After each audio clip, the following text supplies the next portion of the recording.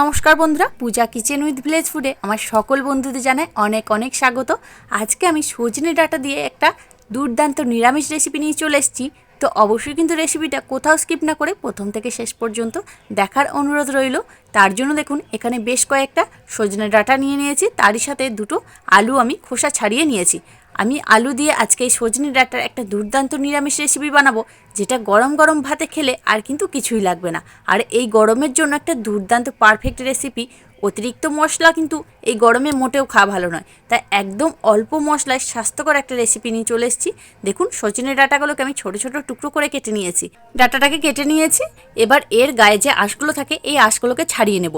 সকলেই জানেন সজনে ডাঁটার গায়ে এই আঁশগুলো ছাড়িয়ে নিলে ডাঁটাটা কিন্তু সেদ্ধ হতে খুব কম সময় লাগে আর খেতেও কিন্তু খুব ভালো লাগে। তো অবশ্যই কিন্তু এই গায়ের আঁশগুলোকে ছাড়িয়ে নেওয়ার চেষ্টা করবেন।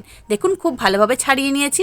সব ডাঁটাগুলোকে একইভাবে পরিষ্কার করে ছাড়িয়ে নিয়েছি। আলুটাকেও কিন্তু ওই একইভাবে সরু সরু করে কেটে নিয়েছি। জল দিয়ে পরিষ্কার করে দুটোকেই ধুয়ে নিয়েছি।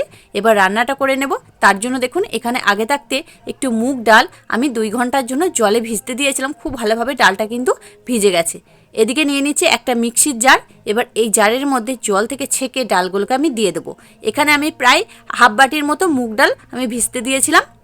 ওরই সাথে দিয়ে দিচ্ছি অল্প একটু আদা আর একটা কাঁচা লঙ্কা। এবার অল্প একটু জল দিয়ে এটাকে একদম মিহি করে পেস্ট করে নিচ্ছি। খুব ভালোভাবে ডালটাকে আমি পেস্ট করে নিয়েছি, দিয়ে একটা বাটির মধ্যে ঢেলে নিচ্ছি। বন্ধুরা এখানে আমি কাঁচা লঙ্কা ব্যবহার করলাম, আপনারা চাইলে কিন্তু একটু শুকনো লঙ্কাও দিতে পারেন। এবার এর মধ্যে দিচ্ছি স্বাদ মতো লবণ, অল্প একটু হলুদের গুঁড়ো, এতে কালারটা সুন্দর আসবে, অল্প সামান্য একটু চিনি, এতে বেশ স্বাদটা ব্যালেন্স থাকবে। আর দিয়ে দিচ্ছি অল্প একটু কস্তুরি মেথি। এটাকে একটু ভালো করে ড্রাই রোস্ট করে নিয়েছি, দিয়ে হাতের মধ্যে ঘষে দিয়ে দিলাম। এবার খুব ভালো করে সব কিছুকে একসাথে একটু মিশিয়ে ডালটাকে একটু সময় নিয়ে ফেটিয়ে নেব। তাহলে বড়াগুলো কিন্তু অনেক বেশি সফট হবে। একটু ফেটিয়ে নেওয়ার চেষ্টা করবেন, তাহলে বড়াটা খেতেও ভালো লাগবে। দেখুন খুব ভালোভাবে ফেটিয়ে নিয়েছি। এবার এগুলোকে ভেজে নেব। তার জন্য কড়াই আগে থাকতে সর্ষের তেল আমি গরম হতে দিয়েছিলাম। খুব ভালোভাবে তেলটা আমার গরম হয়ে গেছে। এবার চামচের সাহায্যে ডালটা থেকে অল্প অল্প করে নিয়ে তেলের মধ্যে দিয়ে দিচ্ছি। আমি চামচ দিয়ে দিচ্ছি, আপনারা চাইলে হাতে করেও দিতে পারেন, কোনো অসুবিধা নেই। এবার ছোট ছোট করে বড়ার আকারে দিয়ে দিচ্ছি। প্রথমে যতগুলো ধরবে ততগুলোকে দিয়ে দিচ্ছি। এইভাবে আমি সবগুলোকে ভেজে নেব। আর বন্ধুরা আমি এটা মুগ ডাল দিয়ে তৈরি করছি, আপনারা চাইলে কিন্তু মুসুর ডাল দিয়েও তৈরি করে নিতে পারেন, তাতেও কিন্তু খুবই ভালো লাগবে খেতে। আর আমি এখানে ছোট ছোট করে বড়াগুলোকে দিয়ে ভেজে নিচ্ছি। আপনারা একটু বড় বড় করে দিয়েও ভেজে নিতে পারেন, বা এর থেকে ছোট করেও ভেজে নিতে পারেন। বড়াগুলোকে সব দিয়ে দিয়েছি। এবার এগুলো এক পিঠ করে ভাজাও হয়ে গেছে, আর এক পিঠ করে আমি উল্টে দিচ্ছি। দেখুন এক পিঠ করে কিন্তু সুন্দর একটা কালার চলে এসেছে। এইভাবে কিন্তু কালার করে একটু বড়াগুলোকে উল্টে পাল্টে ভেজে নিতে হবে। অবশ্যই কিন্তু গরমের দিনে এই রেসিপিটা বন্ধুরা একবার বানিয়ে দেখবেন। একবার বানালেই আপনাদের কিন্তু বারবার বানাতে মন চাইবে। খুবই সুন্দর একটা রেসিপি। বড়াগুলো কিন্তু আমার ভাজা হয়ে গেছে, এর থেকে বেশি এগুলোকে কালার করে আমি ভাজবো না। এবার এই বড়াগুলোকে আমি সব তুলে নিচ্ছি।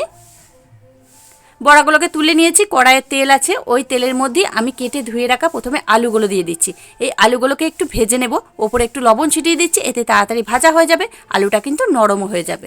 এবার এই লবণটা দিয়ে আলুটাকে একটু ভালো করে বেশ লাল লাল করে ভেজে নেব, এতে অনায়াসে কিন্তু সিদ্ধ হয়ে যাবে, খেতেও খুবই ভালো লাগবে। আলুটাকে কিন্তু বেশ ভালো করে লাল লাল করে ভেজে নিয়েছি। এবার কেটে ধুয়ে রাখা ডাঁটাগুলোকে দিয়ে দিলাম। ডাঁটাগুলো অবশ্যই পরে দেওয়ার চেষ্টা করবেন, কারণ প্রথমেই দিলে ডাঁটাটা কিন্তু খুব বেশি ভাজা হয়ে যাবে, আর ডাঁটাটার মধ্যে যে গুণাগুণটা আছে সেটাও চলে যাবে, আর বাকি রান্নাটাও করা যাবে না, এতটাই সিদ্ধ হয়ে যাবে। এবার ডাঁটাটা দিয়ে প্রায় 1 মিনিট মতো নেড়েচেড়ে নিয়েছি। ডাঁটা আলু একসাথে আমি সব তুলে নিচ্ছি। কড়াইয়ের মধ্যে আবার দিয়ে দিচ্ছি সর্ষের তেল। তেলের মধ্যে হাফ চামচ মতো কালো জিরে ফোড়নে দিচ্ছি। আপনারা চাইলে কিন্তু গোটা জিরে বা 5 ফোড়নও দিতে পারেন। এখানে শুকনো লঙ্কা তেজপাতা ফোড়ন দেওয়ার কোনো প্রয়োজন নেই, মনে হলে দিতে পারেন, আমি কিন্তু আর দেবো না। এদিকে আদা আর কাঁচা লঙ্কা একসাথে আমি একটু থেতো করে রেখেছিলাম, সেটাকে দিয়ে দিলাম। বন্ধুরা এখানে আদা আর কাঁচা লঙ্কাটাকে একটু থেতো করে দেওয়ার চেষ্টা করবেন, এতে ফ্লেভারটা কিন্তু অনেক সুন্দর আসবে। আদা আর কাঁচা লঙ্কাটাকে একটু ভালো করে নেড়ে চেড়ে নিয়েছি, এতে কাঁচা গন্ধটা চলে গেছে। এবার বড় সাইজে একটা টমেটো ছোট ছোট টুকরো করে রেখেছিলাম, সেটাকে দিয়ে দিলাম। টমেটোটা দিয়ে একটু নাড়াচাড়া করে এবার একে একে গুঁড়ো মশলা দিয়ে দিচ্ছি। দিয়ে দিলাম হাফ চামচ মতো হলুদ গুঁড়ো, হাফ চামচ মতো কাশ্মীরি লঙ্কার গুঁড়ো, এতে কালারটা সুন্দর আসবে, ঝাল হবে না। আর দিয়ে দিলাম হাফ চামচ মতো জিরের গুঁড়ো। অল্প একটু জল দিয়ে দিচ্ছি, যাতে গুঁড়ো মশলা দিয়েছি পুড়ে না যায়। এবার এই সব কিছুকে একসাথে একটু নেড়ে চেড়ে মিশিয়ে নিচ্ছি, যতক্ষণ না পর্যন্ত এই মশলা থেকে তেল ছাড়ছে আর টমেটোটা একদম সম্পূর্ণ গলে যাচ্ছে, ততক্ষণ এই মশলাটাকে একটু কষিয়ে নিচ্ছি। ওদিকে মশলা কষানো হতে হতে আমি একটা মশলা তৈরি করে নেব। তার জন্য একটা মিক্সির জারের মধ্যে নিয়ে নিলাম 1 চামচ মতো সাদা সর্ষে আর 1 চামচ মতো পোস্ত। এটাকে এই শুকনো অবস্থায় একটু মিক্সির জারের মধ্যে দিয়ে ঘুরিয়ে নেব। দেখুন ভালো করে ঘুরিয়ে নিয়েছি।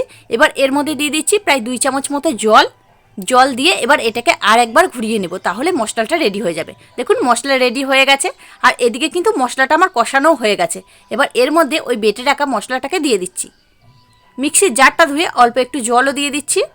এবার এর মধ্যে কিন্তু এখন আর জল দেবো না, এটাকেও একটু সময় নিয়ে কষিয়ে নেব, তাহলে কিন্তু দেখবেন এটা থেকে সুন্দরভাবে তেল ছেড়ে আসবে আর মশলাটা কিন্তু খেতেও ভালো লাগবে। যেহেতু পোস্ত দেওয়া আছে খুব একটা বেশি সময় লাগবে না কষাতে, অল্প একটু নেড়ে চেড়ে নিলেই কিন্তু এটা মশলাটা একদম রেডি হয়ে যাবে। মশলাটা কষানো হয়ে গেছে, মশলা থেকে তেল ছেড়ে গেছে। এবার ওদিকে ভেজে রাখা ডাঁটা আর আলুকে আমি দিয়ে দিলাম। দিয়ে ডাঁটা আর আলুটা দিয়ে একটু নাড়াচাড়া করে মিশিয়ে নিচ্ছি। আর সম্পূর্ণ রান্নাটা কিন্তু বন্ধুরা একদম লো ফ্লেমে করবেন, তাহলে দুর্দান্ত একটা কালারও আসবে, খেতেও ভালো লাগবে। এবার দিয়ে দিচ্ছি স্বাদ মতো লবণ। এবার লবণটাকে দিয়েও এটাকে একটু নেড়েচেড়ে মিশিয়ে নেব। বন্ধুরা আগে থাকতে মশলা কষানো ছিল, আর যেহেতু পোস্ত দেওয়া আছে খুব একটা বেশি কিন্তু মশলা কষানো যাবে না, অল্প একটু নেড়েচেড়ে এটাকে মিশিয়ে নিচ্ছি, যাতে এই ডাঁটা আর আলুর মধ্যে মশলাটা ভালোভাবে ঢুকে যায়। প্রায় 2 মিনিট ধরে একটু নাড়াচাড়া করে নিয়েছি। এবার এর মধ্যে দিয়ে দেবো আমি প্রয়োজন মতো জলটা কিন্তু একটু বেশি করেই দিতে হবে, কারণ এখানে ডাঁটাটাকে আর আলুটাকে একটু সিদ্ধ হতে সময় দিতে হবে। আর যেহেতু আগে থাকতে বড়াগুলো ভেজে রেখেছিলাম, সেই বড়াগুলোকে এর মধ্যে দেবো, তাই জলটা অনেকটাই টেনে নেবে। জলটা একটু বেশি করেই দেওয়ার চেষ্টা করবেন। পরিমাণ মতো জল দিয়ে খুব ভালো করে নেড়েচেড়ে মিশিয়ে নিয়েছি। এবার এটাকে চাপা দিয়ে একদম মিডিয়াম ফ্লেমে 4 থেকে 5 মিনিট হতে দিলেই কিন্তু এটা আমার তৈরি হয়ে যাবে। দেখুন প্রায় 4 মিনিট মতো হয়ে গেছে, আমি চাপাটা খুলে দিয়েছি। খুব ভালোভাবে কিন্তু আলুটা সিদ্ধ হয়ে গেছে, তার মানে ডাঁটাও সিদ্ধ হয়ে গেছে। দেখুন এবার এদিকে যে বড়াগুলোকে আমি ভেজে রেখেছিলাম সেই বড়াগুলোকে এর মধ্যে দিয়ে দিচ্ছি। বড়াগুলো দিয়ে দেওয়ার পর গ্যাসের ফ্লেমটা একদম লো করে দিতে হবে, নাহলে কিন্তু বড়াগুলো খুব তাড়াতাড়ি নরম হয়ে যাবে, খেতে একদমই ভালো লাগবে না। বড়াগুলো দিয়ে একটু নাড়াচাড়া করে নিয়েছি। এদিকে দিয়ে দিচ্ছি অল্প একটু চিনি, যেহেতু নিরামিষ রেসিপি একটু চিনি দিলে স্বাদটা ব্যালেন্স থাকবে।